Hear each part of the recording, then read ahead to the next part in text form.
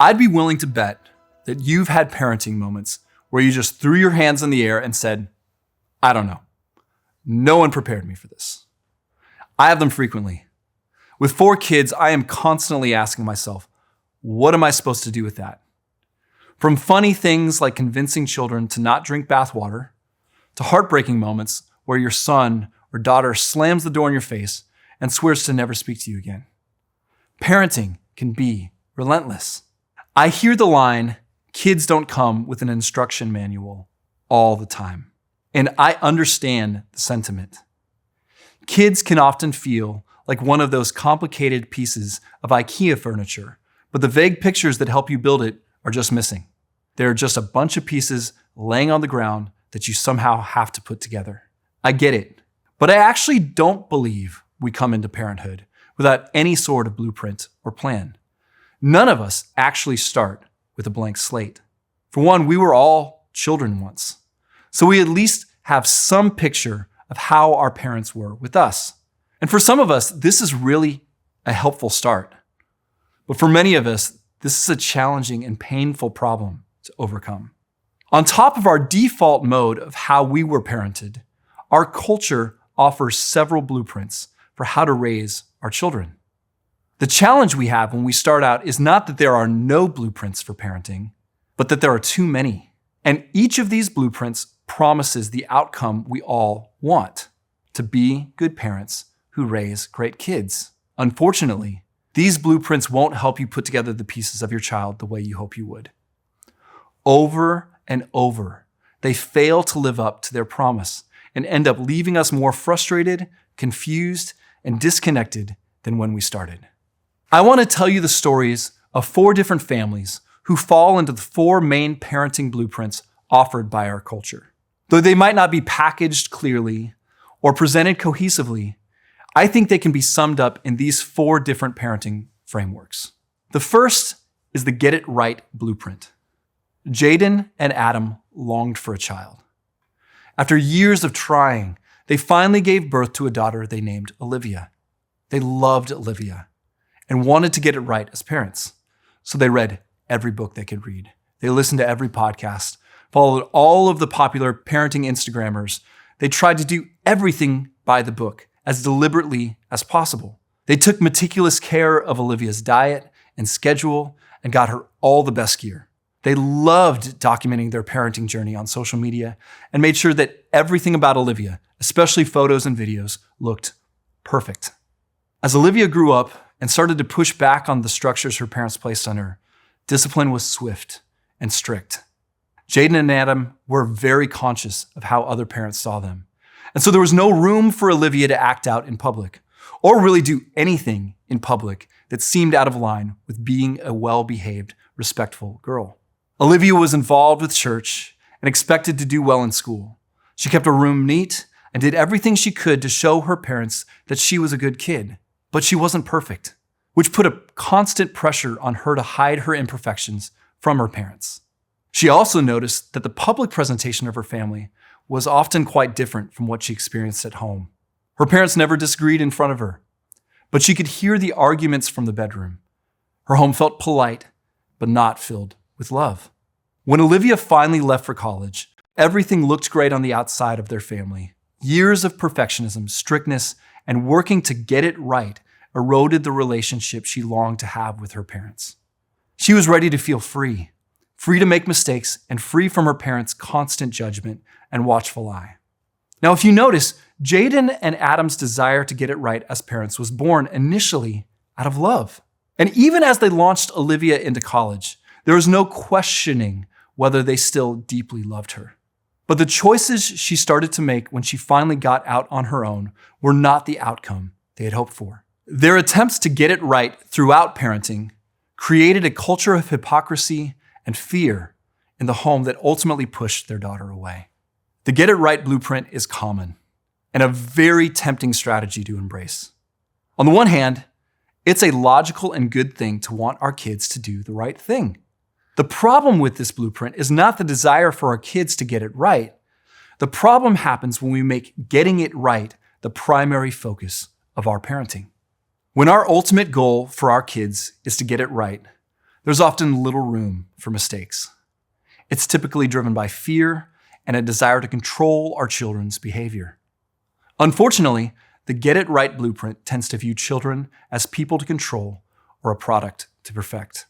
Parents who fall into the get it right blueprint usually orient their parenting choices around morality, image control, and discipline, and can often raise children who believe that doing the right thing is a prerequisite for receiving love. Failing is simply unacceptable. The second faulty blueprint is the stay safe blueprint. Let me introduce you to another family. William and Caitlin both came from dysfunctional homes where they often felt unsafe. They started having kids shortly after they got married, but because of how they were raised, they wanted to make sure their kids didn't have to experience the fear and insecurity they felt growing up. So they worked hard to create a safe and protected home. They stayed away from the toys they felt could be harmful. They followed their children, Ethan and Maggie, like hawks at the playground to make sure they didn't get into any situation they couldn't handle. When their children started school, they researched what schools aligned most with their Christian worldviews and had the least likely chance of exposure to views they felt were unsafe for their kids. As a result, Ethan and Maggie changed schools multiple times. When Ethan got hurt playing soccer, they pulled him out of sports altogether. When Maggie got into a disagreement with a friend at school, Caitlin intervened, bringing other parents into it to resolve the conflict and protect their daughter's feelings. They monitored every book they read, every movie they watched, and only played Christian music in their home. So after changing schools multiple times, William and Caitlin decided to pull their kids out of school altogether and homeschool them, despite the caution given to them by some other homeschool parents they know. Caitlin did not enjoy teaching her kids and was not prepared to take on that important role. But they wanted to protect and separate their kids from ideas they considered harmful by any means necessary. So they pulled their kids from a school Ethan and Maggie enjoyed and cut them off from any friendships they felt were bad. The fear and the paranoia that haunted these parents caused a lot of stress in their kids. Ethan became lethargic and unmotivated, unwilling to try things that didn't immediately come naturally. Maggie worried all the time and grew more and more anxious every year. And when it came time to apply for college and leave home, neither went willingly. Though Ethan and Maggie were incredibly bright, they both feared the unknown and felt ill-equipped to live on their own. Ethan chose to just remain at home and take a few classes here and there at a local community college. Maggie met a domineering boy who preyed upon her anxiety and ultimately led her to run away with him into a relationship that turned out to be abusive. All William and Caitlin wanted was for their children to be safe. To them, that is what it meant to be a good parent, raising great kids. They loved their kids and were heartbroken by the choices they made as adults. The goal of the Stay Safe Blueprint is for our kids to go through life protected from a world that is trying to harm them. And like the Get It Right Blueprint, a part of this is very natural and good. This world is a broken and harmful place, and we, as parents, do need to protect our children. The problem is not the desire to protect. The problem is when that becomes the ultimate focus for how we raise our kids. When our ultimate goal is to stay safe, there is little room for the kind of risk, growth, and courage our kids need to successfully launch into the world. Rooted in fear, the Stay Safe Blueprint sees children as something fragile that needs to be protected. Parents who fall into the Stay Safe Blueprint usually orient their parenting choices around safety, separation from disagreement, and control, and can often raise kids who see the world as an enemy to fear and often worry whether they have what it takes to make it. The third faulty blueprint offered by culture is the do what you want blueprint. Now I want to introduce you to Gina and Joey. Gina didn't mean to get pregnant. After growing up in an extremely strict home, she was just trying to let loose and ended up getting in over her head with Joey one night. They did get married, despite their hesitations, but the marriage quickly became a marriage in name only scenario. Joey was either working or in the garage fixing up old cars. Gina felt like a single mother raising Brayden. And because of her strict background, she just wanted her son to be happy. She wanted to be close to him and give him the freedom growing up that she never felt as a kid. Joey, though he was always uncomfortable with the role of dad, also loved his son and thought the best way to love his son was to give him what he wants. They let him lead out on most things, even as a baby. If he wanted to do something, most of the time, they let him. If he didn't want to do something, they didn't force him. Partly out of exhaustion and partly out of a desire to make Braden happy, they got him a tablet as a toddler. And although they initially tried to make sure what he was seeing was appropriate, they had very few restrictions on when he could use it. When they should have said, "Time's up," they didn't, because of the tantrum he threw when they tried to restrict him or discipline him. Braden struggled in school, especially when it came to his ability to focus and submit to authority. He was easily bored and often came to Gina and Joey with a demand for something new. When he didn't get his way, which was rare, he threw a fit and wore them down until they'd finally cave in. As he grew up, Braden struggled to make lasting friendships. Though he felt close to Gina, he related to her more like a friend than a mother. He rarely spent time with his dad and felt the relationship was just transactional at best. When he brought recreational drugs into the home as an older teenager, Gina and Joey obviously protested, but his harsh reaction and indifference to their wishes ultimately won the argument. Eventually, instead of college, Braden found himself in court-ordered rehab, where he felt empty, alone, and uncertain of what life meant outside of just immediate satisfaction. Now, there is no doubt that Gina and Joey love their son, Braden. The desire to make our kids happy and let them do what they want can be good and natural. We want their emotions to feel affirmed and for them to enjoy a lot of freedom when it comes to making their own choices. Like other blueprints, the problem with the do what you want blueprint is when it becomes the primary lens through which we view our role as parents. When we see our role as primarily encouraging our kids to do what they want, there is little room for discipline, delayed gratification, and the kind of boundaries that help kids feel safe growing up. Driven by insecurity and a fear of conflict, the do what you want blueprint too often sees children as a commodity to enjoy. Parents who fall into the do what you want blueprint usually orient their parenting around constant affirmation, generous freedom, and fun. Unfortunately, it's a blueprint that often produces kids who lack the discipline and guardrails they need to navigate school, friendships, and work in a healthy and productive way. The last blueprint I want us to look at is the win at all costs blueprint. Meet Garrett and Hannah. They are both high performers. Garrett graduated top of his class from an Ivy League school and was one of the youngest to make partner at his firm. Hannah was a competitive college athlete who now runs the marketing department at a large clothing brand. After years of building their careers, they welcomed their first and only child into their lives, a son named David. They loved David and wanted to be good parents raising a great kid. It's not surprising that they wanted him to enjoy the same success in life that they had. They researched the best preschools and got him a tutor at the age of 3 to get ahead of the reading game. They signed David up for sports during his preschool years. Garrett and Hannah helped coach his teams and ultimately got him into club sports as soon as he was old enough. When it was time for him to start school, they enrolled him in an elite private one on the other side of town. During his school years, they spent a lot of their time either checking his homework or traveling to his sporting events. They did go to church as often as they could, as long as it didn't interfere with the team's travel schedule or the hours of homework their son had each weekend. David felt immense pressure to do well. When he told his parents in junior high that he felt depressed and wasn't even sure if he wanted to go to college, they came down on him pretty hard. Among other things, they reminded him how much money and time they had spent on his education and athletics and expected him to do well. Now, David was a great student and a great athlete, but he often felt alone and misunderstood. He felt more like his parents' employee than their son.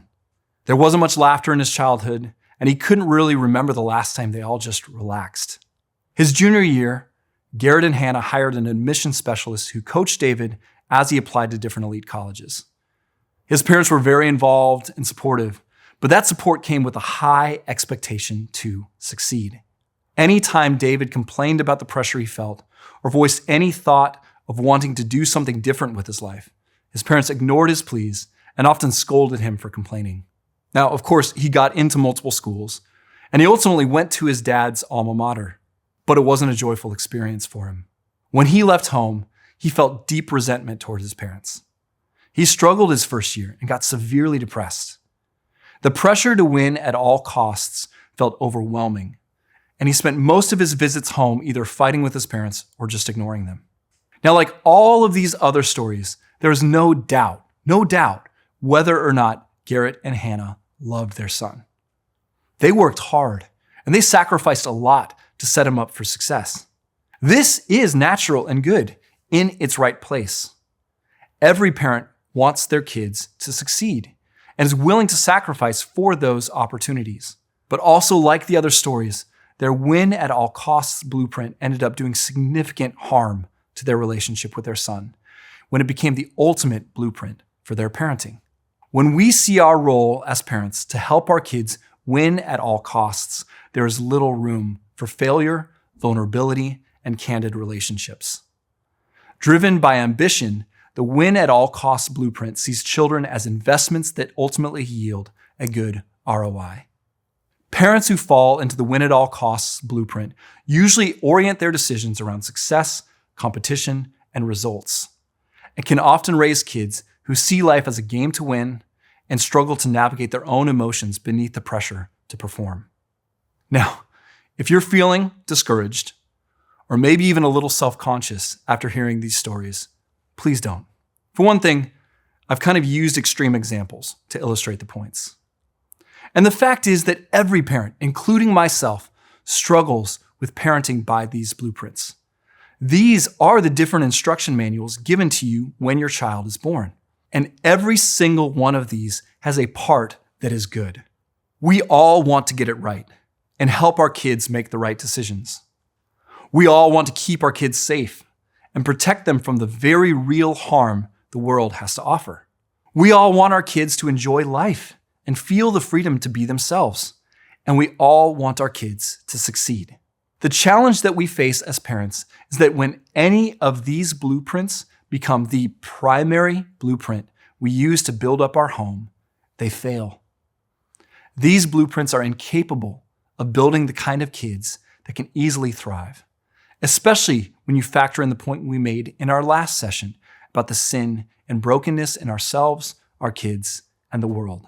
We want to be good parents who raise great kids, but these faulty blueprints aren't going to cut it. In the next session, I'm going to present a different blueprint, a grace-based blueprint that is rooted in an understanding of how God treats his own children. But first, take the time to examine your own home. Which of these cultural blueprints has had the biggest influence on you as a parent? And what do you think is driving them? Be honest, but don't get discouraged. Whether you are at the beginning of your parenting journey or near the end, grace can always make a difference.